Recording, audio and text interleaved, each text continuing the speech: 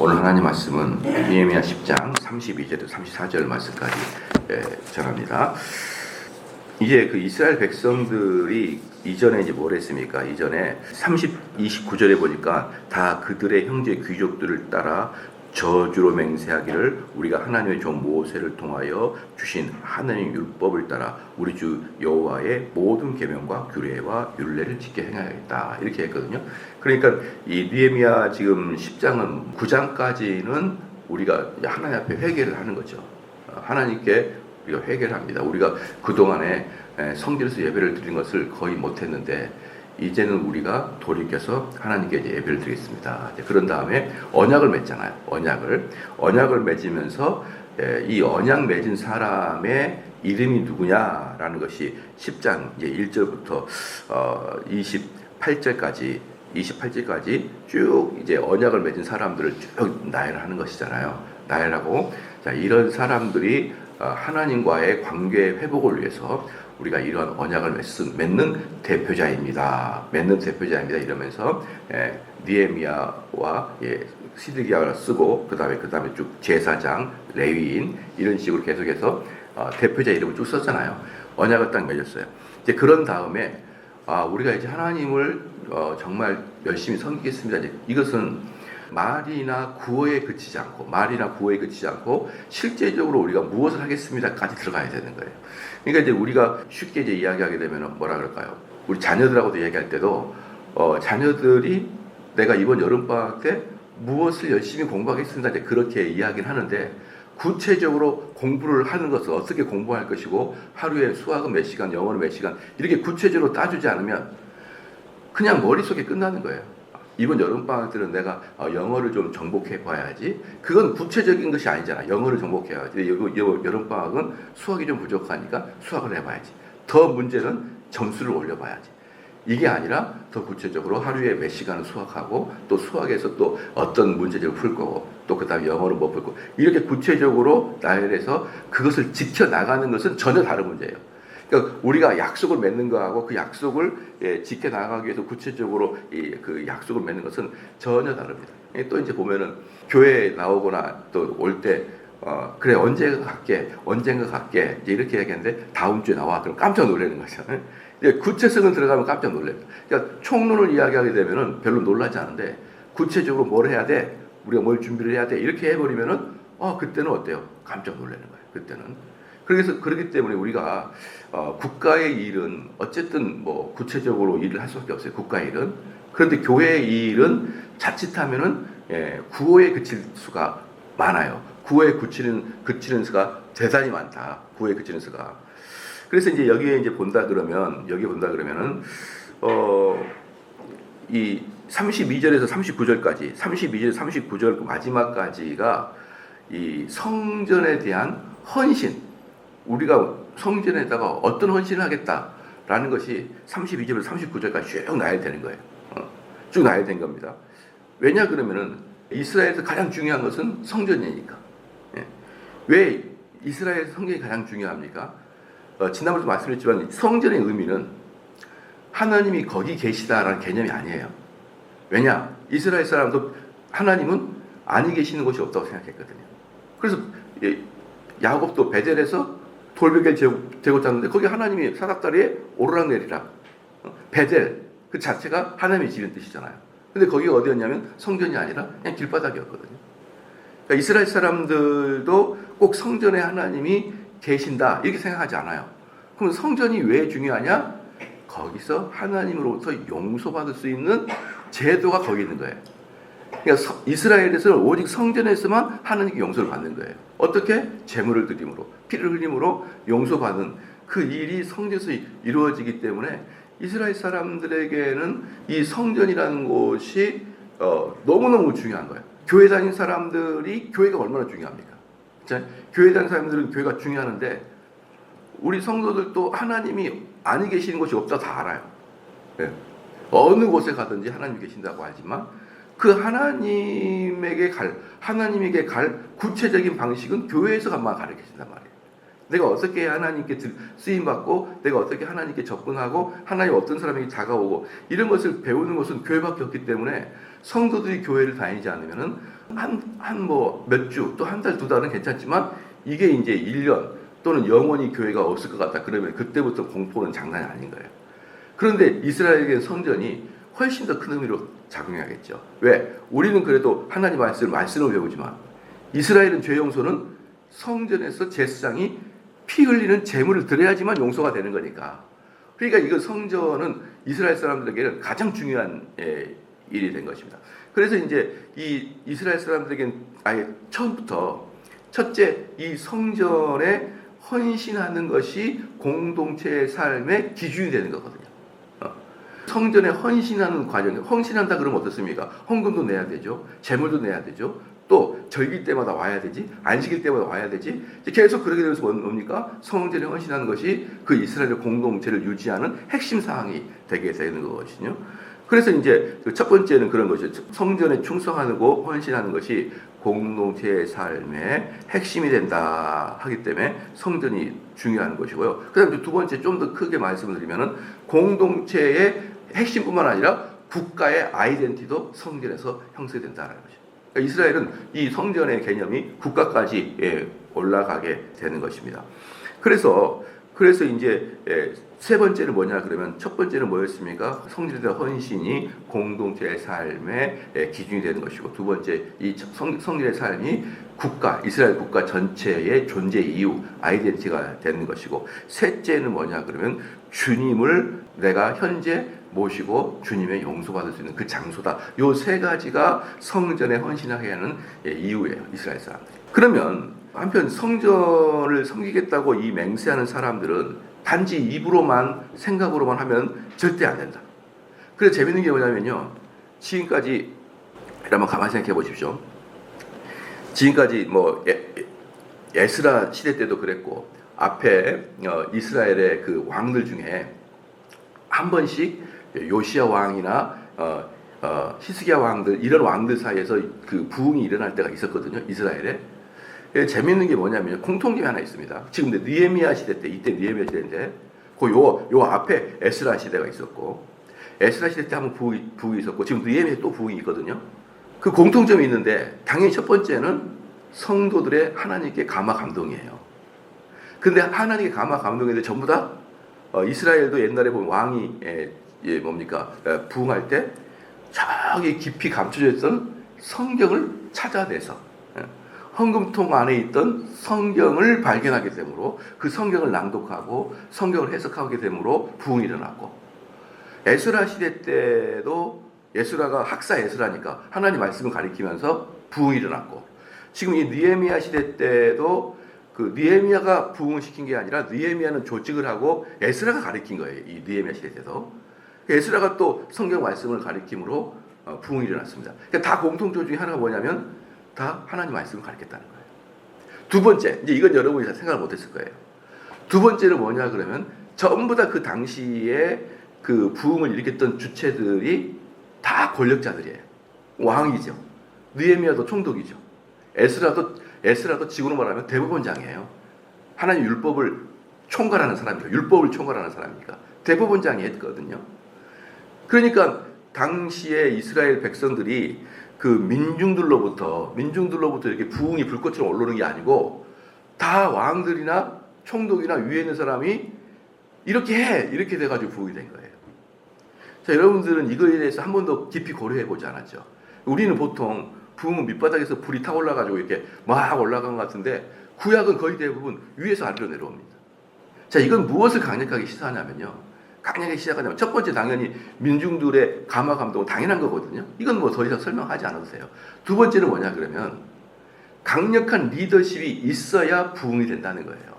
왜 강력한 리더십이 있어야 되냐 그러면 많은 사람들은 오랫동안 신앙생활 안 하니까 여기 지금 바벨론 포로 기간 동안 얼마나 오랫동안 신앙생활 안 했습니까? 맞잖아요. 그러니까 오랫동안 신앙생활 안 했으니까 이들의 삶이 주일날 예배드리고 이런 게 아니에요. 어제도 말씀드렸지만 지금 이제 우리가 이제 해외에다가 교회를 개척할 때 제일 어려운 게 뭐냐 그러면 해외는 11시 예배밖에 없거든요.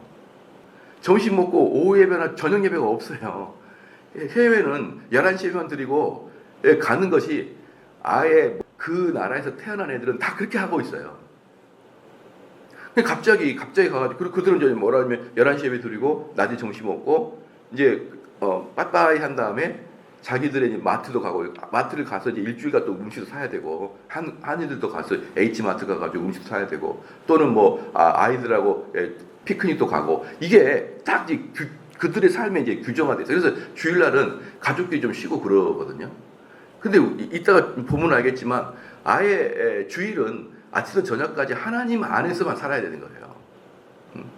그런데 그렇게 했던 사람들에게 이제 우리가 오후 예배까지 드립시다. 그냥 깜짝 놀라는 거예요. 깜짝 놀라는 거예요. 내가 예배는 드리고 하나님 말씀은 드리겠습니다만은 어떻게 주일날 아침부터 저녁까지 교회에 있을 수 있습니까? 그럼 우리가 월요일부터 어떻게 삽니까? 이것이 너무 쌓여가지고 사실은 저희들도 이제 한 번 뺐죠. 그러면은 당분간만 11시 예배를 드리자 이렇게 얘기하겠다는 거죠. 너무 이제 깜짝 놀래고 너무 반발이 심하고 이러다가 교인이 한 명도 없어질 것 같아가지고 그러면은 11시 예배 드리고 점심 먹고 가고 한 달에 한 번씩 원래 있잖아요. 책 나누는 시간 한 달에 한 번씩만 점심 먹고 책 나눔까지만 하자라고 이제 협의를 받는데 그렇게 안 해보는 사람들에게 그렇게 제도를 딱 바꾸는 순간 엄청나게 놀램을 받잖아요. 그럼 그때 뭐가 필요합니까? 강력한 강제력이 필요해요. 강제력이. 안 돼! 다 나와야 돼! 라고 하는 강제력이 필요하는데 이 구약의 당시에 항상 강제력은 왕이나 총독을 통해서 강제력이 이루어지는 거예요. 그리고 이제 말씀의 감화는 누가 시키는 거예요? 그 밑에서 말씀을 강론하는 제사장이나 선지자들이 나타나서 말씀을 강론하고 왕이 법으로 규제를 해버려요. 그러니까 왕이 은혜를 받고 왕이 하나님께 감화 감동을 받아서 왕이 규제를 해야 그 일이 벌어집니다, 여러분. 이해가 되시죠? 그래서 제가 항상 이야기하듯이 신앙은 전적으로 자유에 맡기면 안 되는 거예요. 신앙은 자연스러움에 맡기면 안 되는 거예요. 신앙은 강력한 목사에 의해서 강제성이 이루어져야 되는 거예요. 주일날에 이렇게 해야 되는 것이고 헌금은 이렇게 해야 되는 것이고 여러분 공동체 모여서 이거 해야 된다라고 구체적으로 규정 딱딱 있어야지만 거기 안에서 성도들이 안심을 하고 안정을 가지고 회복이 되는 것이지. 말씀이 뭐 여러분의 감화 감동을 주는 대로 여러분의 성령이 마음을 주는 대로 여러분 자유롭게 하십시오. 여러분 그건 인간을 너무나 이상적으로 생각하는 거예요. 인간은 그런 존재가 아니에요. 인간은 자유를 주게 되면 항상 나태하게 되어 있어요. 그렇기 때문에 어떤 인도자가 딱 규격을 잡아야 돼요. 여러분 꼭 기억하세요. 뭐냐면 부흥에는 두 가지가 필요하다. 당연히 첫 번째는 하나님 말씀을 통한 감화 감동이 필요하지만 둘째 강력한 리더십의 누군가에 의해서 체계와 규례와 규정 또 내가 내야 될 어떤 일정한 부분들에 대해서 정해놔야만 된다. 그러니까 현대 교회에서 가장 저는 맹점이라고 생각하는 것은 11조의 자유예요. 자유. 너희들이 드리고 싶으면 드리고 또 마음이 내키지 않으면 드리지 마라. 여러분 그게 진짜 좋은 것 같지만 말 마십시오. 제가 하나만 말씀드리면요. 제가 자주 말씀을 드리는데 선교지에 가게 되면은 이 선교사님들이 그 교인들에게 11조를 걷는 교회가 거의 없어요. 어떤 또 강직한 선교사님은 걷긴 하는데 거의 90% 이상은 선교지에서 헌금을 걷지 못해요. 11조 특별히. 그들 것이 이제 그것도 두 가지가 있는데 첫 번째는 그들이 너무 가난해요. 그들이 너무 가난하고 두 번째는 그들이 받는 사례비가 너무 적어가지고 그 11조 걷어봐야 이게 뭐 교회 운영에 도움도 별로 안 되는 거예요. 그렇죠? 뭐 예를 들어서 동남아 같은 경우는 우리나라 달러로 한 달에 400불 우리나라로 4-50만 원 벌거든요. 많이 벌어봐야 4-50만 원 벌어요. 그 11조 내면 4만 원이에요. 맞죠? 그럼 뭐 그런 그 400-500불이 상당히 괜찮은 금액인데 그렇게 해서 10명 걷어봐야 20명 걷어봐야 80만 원입니다, 여러분. 그걸로 교회 운영도 안 돼요. 운영도 안 됩니다. 그렇기 때문에 그런 것이 없지 않아 있을 것 같다는 느낌. 저는 정확히 물어보지 않았지만 우리 성도들에게 11조 가서 봐야 그거 어디 주일학교 그 커묻은 돈 같아가지고 교회 운영도 안 되고 안 되는데 뭘 또 굳이 하냐. 두 번째는 뭐냐면 한국인들의 그 어쩔 수 없는 그 뭐라 그럴까요? 다른 사람을 짠하게 여기는 마음. 저 가난한 애들한테 11조 걷어가지고 뭐하냐. 아주 그렇게 두 가지가 저는 섞여 있다고 봐요. 한국인들의 어떤 그 다른 사람을 배려하는 짠한 마음 첫 번째하고, 두 번째는 아이고 걷어봐야 뭐 교회 운영에 도움도 안 되는데, 그렇게 그게 두 가지가 섞이지 않았느냐 저는 물어보진 않는 그런 느낌이 들거든요. 입장을 바꿔서 생각해보면. 그럼 제가 항상 선교사들한테 물어봐요. 당신 교회에 있는 교인들한테 어떤 헌신을 받고 있습니까? 당신의 교인들은 하나님께 어떤 헌신을 합니까? 오면 밥도 차려주죠. 심지어는 용돈도 주죠. 11조는 안 걷죠. 제가 물어봅니다. 어떤 헌신을 교인들이 하나님께 하게 합니까?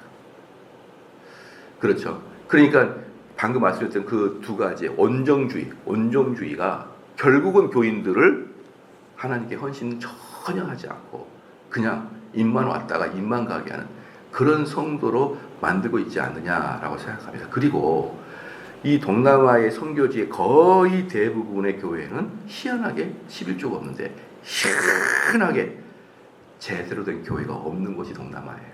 그렇게 30년, 40년 가서 선교를 해도 제대로 된 교회가 안 나와요. 여러분, 사람의 이상주의, 너희들이 마음에 내킨 대로, 믿음에 내킨 대로, 너희들이 자발적으로, 그것은 인간의 전적 타락을 모르는 목사들의 오류입니다. 오류. 인간의 전적 타락을 아는 사람은 어떻게 됩니까?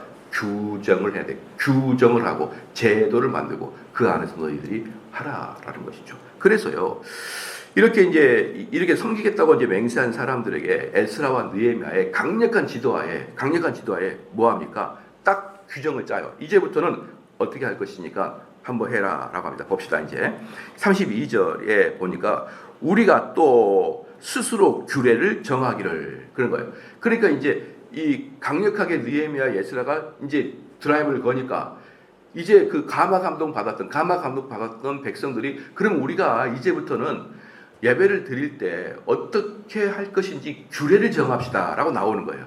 규례를 정합시다라고 나오는 거거든요.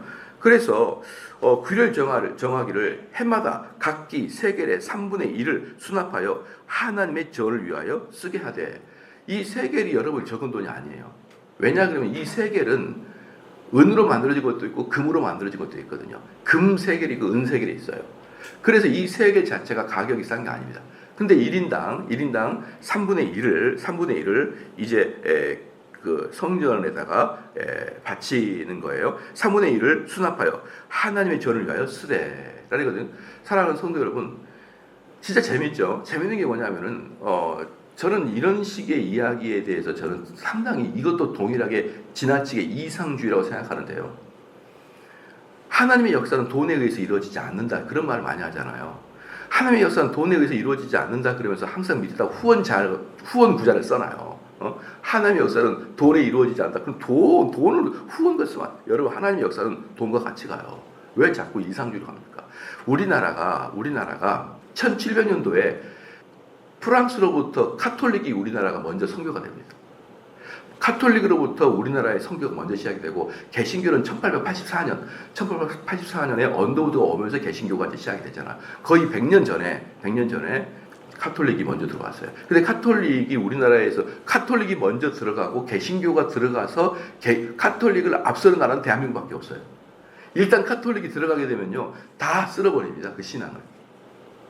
왜? 교황청이 돈이 많아가지고 그 구제 사역을 엄청나게 하거든요, 카톨릭은.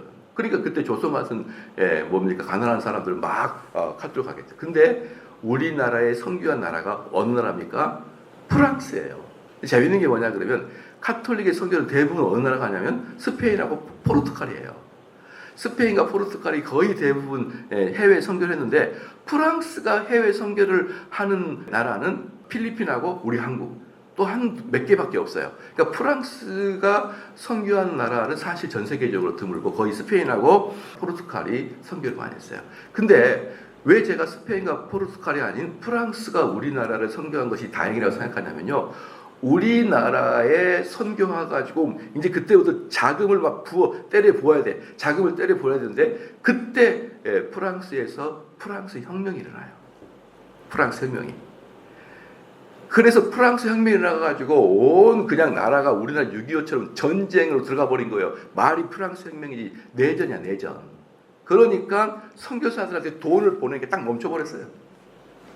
프랑스가 선교해가지고 이미 지금도 카톨릭 국가인 필리핀 보세요. 이미 카톨릭 국가 돼버렸잖아요. 그러니까 우리는 그 이후에 우리가 선교가 돼가지고 그렇게 돼버린 거거든요. 그런데 그 다음에 언더우드가 들어왔잖아요.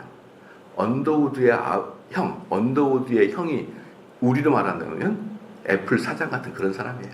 그때 언더우드 타자기를 만든 미국에서 가장 부자인 재벌이었거든요. 언더우드 형이. 그 언더우드 형이 그냥 돈을 때려 부었어요. 그래서 역전된 겁니다. 우리 개신교가 훨씬 더 구제를 많이 해서 가난한 조선 사람들이 전부 다 개신교로 몰려고 프랑스는 한 푼도 못하고 두 손 두 발 들고 있어요. 여러분, 저는 돈이 중요하다 이 말은 아니에요. 뭘 말하냐? 이상주의 살지 마라. 항상 사람은 현실주의로 살아라. 현실주의로. 어떻게 여러분 하나님의 부흥과 돈이 따라갈 수 있습니까? 왜 그러냐 그러면요. 왜 따라가면 안 되냐면요. 부흥이 되려면 누가 잘 정비가 돼야 됩니까? 제사장, 성직자들이 정비가 돼야 돼요. 그럼 성직자는 뭐가 필요합니까? 생계가 필요해요. 생계가. 그래야 전업을 기도와 말씀 연구만 하죠. 생계가 없으면은 이 성직자들이 나가서 다른 일을 해야 돼요. 그 하나님 말씀을 깊이 연구할 수 있느냐? 절대 못해요. 여러분 절대 못해요. 왜 여러분들은 일평생 교회 다니는데 여기 정대원 목사보다 깊은 말씀을 못 만들어낼까요? 여러분 생업에 종사해야 되니까. 여러분이 부족해서가 아니에요. 생업에 종사한 사람들은 그 많은 시간을 생업에 종사해야 돼. 그러면 성직자는 따로 뽑아가지고 아무것도 하지 말고 말씀 연구하십시오 라고 해야 되잖아요. 그러면 그 집 아내도 있을 것이고 제사장 다 결혼했어요. 자녀도 있을 것이고 제사장 본인도 있을 것이고 어디 가서 투잡을 뛸 만큼 적은 돈을 줬다가 마음을 산만하게 하지 않도록 그들을 후하게 대접해야 되고 이런 모든 것은 뭐예요? 돈이에요. 돈이라고. 그래서 이스라엘은 항상 그렇습니다. 이스라엘은 하나님의 말씀이 흥하고 부흥한다는 결정적인 요소가 뭐냐면 헌금의 양이었어요. 헌금이 많으면 이스라엘 백성들은 은혜를 받고 있는 것이고 헌금이 적으면 이스라엘 백성들은 마음의 시험을 받고 있는 거예요. 그래서 성전에 헌금이 떨어지면 레위 지파는 산천을 또 돌아다녀요. 그러면서 나의 후견인을 찾아요. 후견인을 찾고 나에게 밥을 줄 사람을 찾고 찾아요. 이게 이스라엘의 멸망의 시작입니다. 만약에 제가 우리 성도들에게 후한 사례를 받지 않고 아주 척박한 사례를 받고 그리고 저의 사례비 중에 가장 큰 부분 중에 하나를 여러분들이 저에게 주는 용돈이나 팁에 의존한다 봐봐요. 용돈에 팁에 의존한다 그러면은 제가 여러분들에게 권사님 요즘 날씨가 더운데 잘 사시고 계시죠? 우리 한번 만날까요? 그러면 성도들이 벌써 마음이 쿵떡 아이고 내가 목사님께 용돈을 좀 드려야 되나?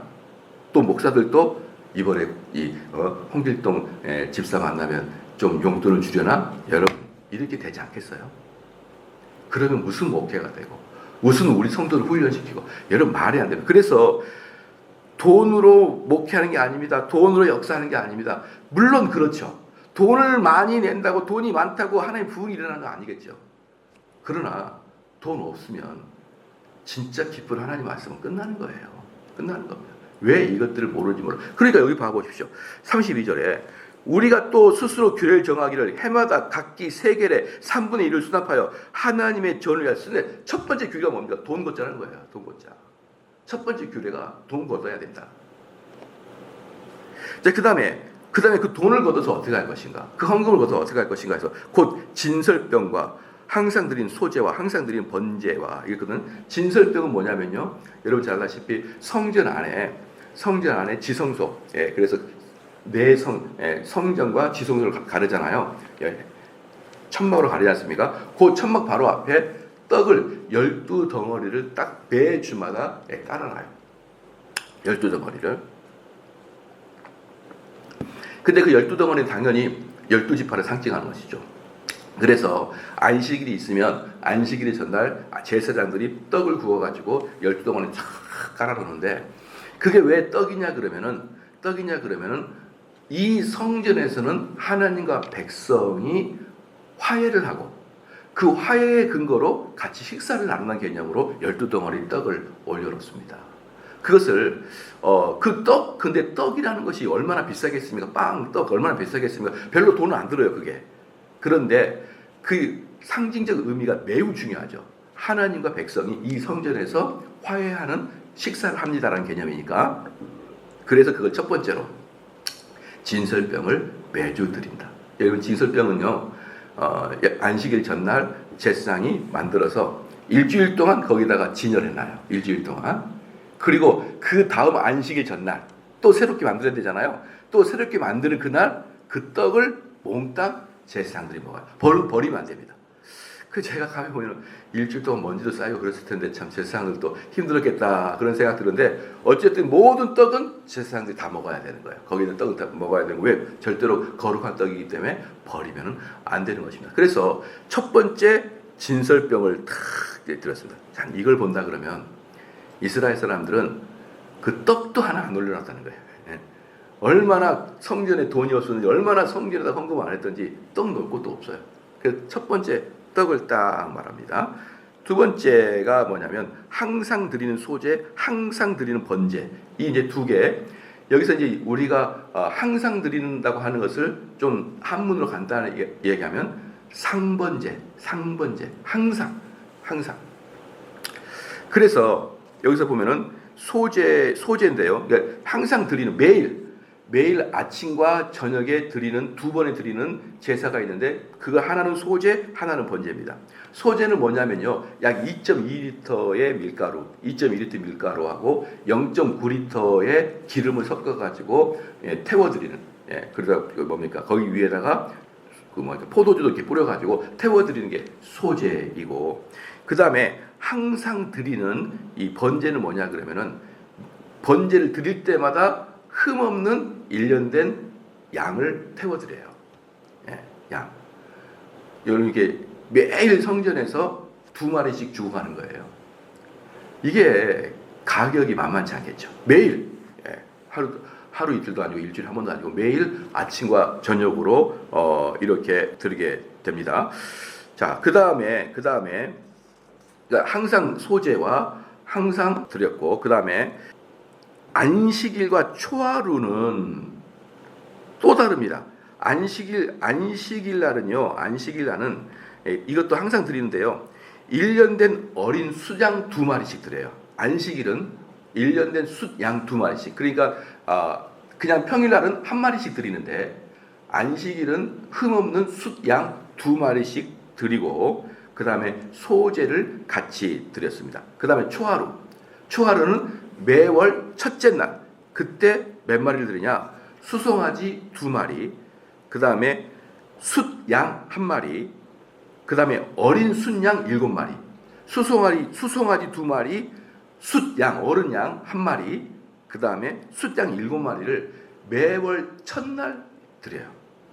그러니까 이 양이 보통 아니고, 그 다음에 33절에 볼게요. 초하루까지 했죠.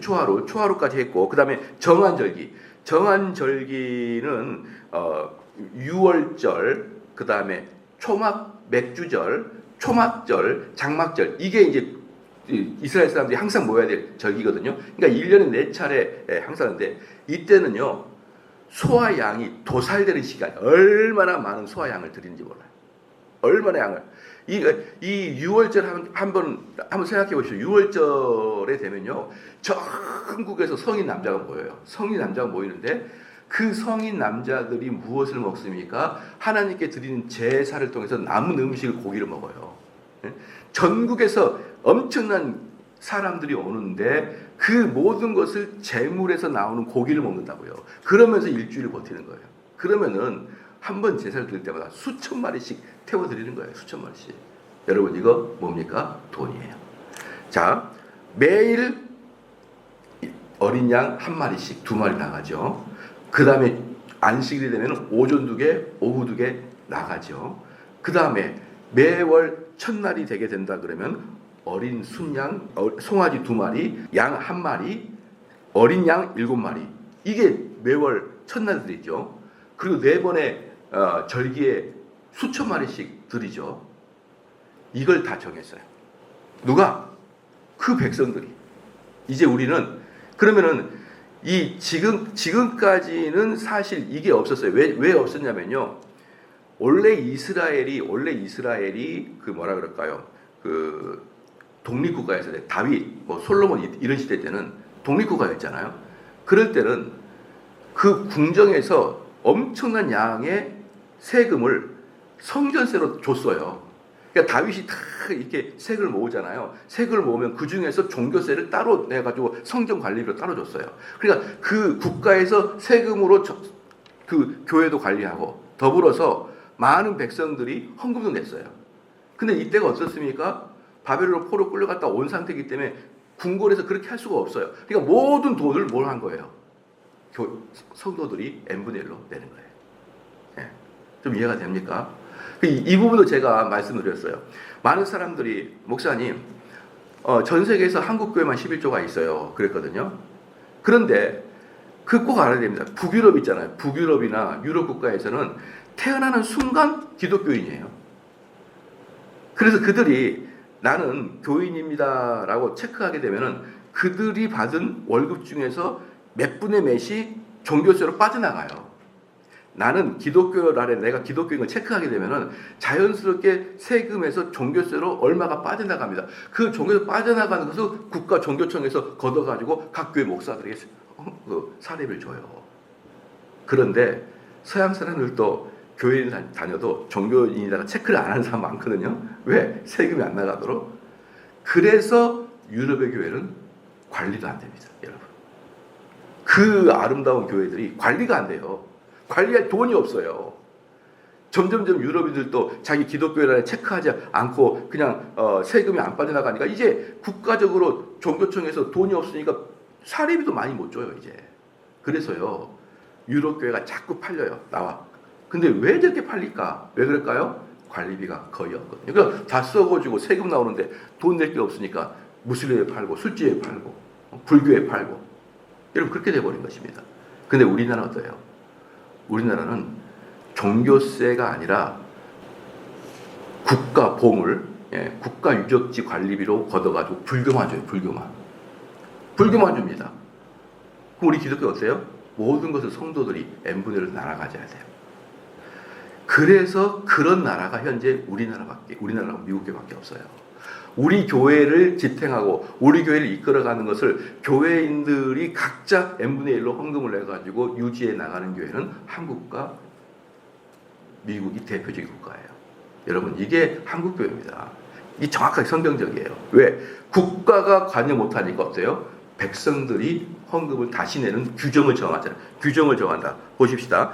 자, 그래서 34절에 또 우리 제사장들과 레위 사람들과 백성들이 제비 뽑아 각기 종족대로 해마다 정한 시기에 나무를 우리 하나님의 전에 바쳐 율법에 기록한 대로 우리 하나님 여호와의 제단에 살게 하다. 이게 뭐냐면요. 율법에 보면은 하나님에게 드리는 불은 꺼지면 된다 안 된다? 안 돼요. 율법에. 근데 이미 꺼져버리고 없는 거예요. 제사를 한 번도 안 드려가지고. 그러면 율법은 불을 꺼지지 않으면 두 가지가 필요합니다. 첫 번째 뭡니까? 나무가 필요해. 나무가 필요하니까 그 나무를 구입하고 관리할 비용도 필요하고. 그렇잖아요. 두 번째 뭐가 필요합니까? 당번이 필요해요. 당번이 필요한데 이 사람들은 당번을 3분의 1로 해요. 하나는 제사장 그룹, 하나는 레위 그룹, 하나는 일반 백성 그룹. 이 세 가지 그룹에서 제비 뽑아서 1년을 4개월씩 이렇게 관리를 하는 거예요. 그렇잖아요. 그러면은 이번에 1월부터 4월 달까지 제사장 그룹, 5월부터 몇 월까지는 레위 지파 그룹, 몇 월까지는 일반 백성의 대표 그룹 이렇게 나눠갔잖아요. 그러면은 그 사람들은 불이 꺼지면 안 되니까 항상 대기하고 항상 나무를 갖다 대고 정신 바짝 차려가지고 그 불 꺼지지 않도록 계속 나무를 보충해야 되거든요. 그러면 매번 사람들이 지켜봐야 되잖아요. 그 많은 사람들이. 그럴 때 그 많은 생계를 누가 보존할 거예요? 그래서 거기에서 헌신하는 사람들의 생계를 또 지원하는 금액, 나무를 사는 금액 다 돈을 거둔 거예요. 그게 그냥 되는 게 아닙니다. 그래서 1년 동안 평생 동안 그곳에 불이 꺼지지 않도록 3분의 1씩 정해서 그룹을 정해서 그룹별로 하게 되는 것입니다. 그러면은 여기서 재미있는 게 있어요. 도대체 하나님은 어떤 분이시기에 이렇게 사람을 괴롭게 하냐 이 말이에요. 이 불이 뭔데 우리 교회 앞에 불을 해놓고 매번 불이 꺼지지 않도록 한다 그러면 얼마나 이게 괴롭습니까? 갑자기 졸다가 딱 꺼져버릴 수가 있는데 도대체 하나님은 왜 사람들을 이렇게 괴롭힐까요? 예, 사람들을 이렇게 괴롭히지 않으면 하나님을 기억하지 못해서 그래요. 그게 인간이에요. 그냥 편안하게 하십시오. 뜻대로 하십시오. 여러분 하나님 다 잊어버려요. 저는 우리 많은 사람들이 워낙에 인간의 이상주의에 빠져 있기 때문에 저희 교회를 끌어가는 것을 보고 외부에 있는 사람들이 때로 뭐라 그러냐 그러면은 저 교회는 너무 율법주의야. 저 교회는 너무 강압적이야. 이렇게 얘기하는데 제가 속으로 말합니다. 당신이 성경을 몰라서 그러고 당신이 인간의 전적 타락을 몰라서 그래요. 사람들을 느슨하게 하게 되면 여러분 분명히 타락하게 됩니다. 교회에서도 마찬가지거든요. 예를 들어서 중고등부도 봅시다. 다른 교회가 마찬가지예요. 중고등부 일단 들어오면 핸드폰 반납이에요. 근데 거의 대부분 다 그래요. 왜? 너희들 자유롭게 하나님의 은혜들 해라. 그럼 전부 다 핸드폰 봅니다. 제가 우리 아들내미 다니고 있는 미국에 있는 교회를 가보니까 와, 이 별것 몇몇 되지도 않는 중고등학생이 전부 다 전도사님 설교하고 있는데 핸드폰 보고 앉아 있는 거예요. 그리고 우리 아들내미가 이놈들 미쳤다고 했어요. 우리 아들놈도 어린데 쫙 핸드폰 보고 앉아 있는 거예요. 그래서 이 교회는 소망이 없다. 그리고 그런데 1년 지나고 가니까 핸드폰 압수했더라고. 압수해가지고 이제 들어갈 때 문 앞에서 압수하고 예배 끝나면 나눠주는데 그럴 수밖에 없는 거예요. 아이들에게 너희들이 자유롭게 마음이 동요하게 되면 하나님께 예배 드리고 또 너희들이 자유롭게 해라. 교회가 어떻게 강제하겠냐. 그렇게 하게 되면 전원이 핸드폰 보고 있어요. 핸드폰 보고 있어요. 그래서 교회 규제 하면 안 돼. 이거 하면 벌을 줄 거야. 이거 하면은 상을 줄 거야. 규제가 딱 있는 그런 교회, 그런 공동체만이 하나님을 자유롭게 섬길 수 있다라는 기도하시겠습니다.